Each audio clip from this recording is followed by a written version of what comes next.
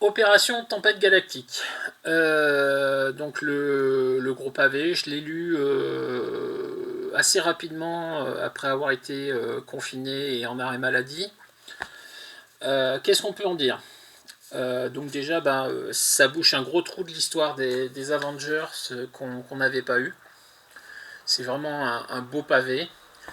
Il y a plein de dessinateurs. Autant l'Epic Collection sur Maximum Carnage, comme je vous disais, au niveau graphique, les 3 artistes sur 4 se collaient bien ensemble. Il y avait que Sal Busma qui était un peu à part, donc l'ensemble était assez cohérent. Autant là, graphiquement, c'est pas le cas du tout, puisqu'on a vraiment des styles très divers et variés.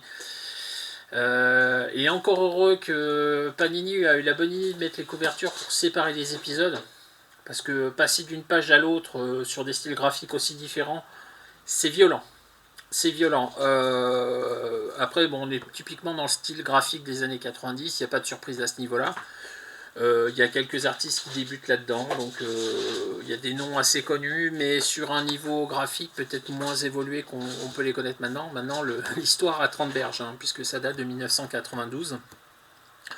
Je vous recommande, si vous aimiez bien les Avengers de l'époque, c'était super sympa, moi j'aimais bien, et puis bon, l'album est pas mal, je regrette pas l'achat, franchement c'est vraiment très très bien.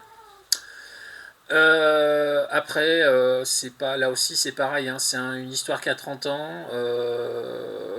Est-ce que j'apprécierais de la relire aujourd'hui si je l'avais lu à l'époque? Je suis pas sûr. Peut-être que ça subirait le même syndrome qu'Onslaught, que ça a mal vieilli par rapport aux souvenirs que j'en aurais eu.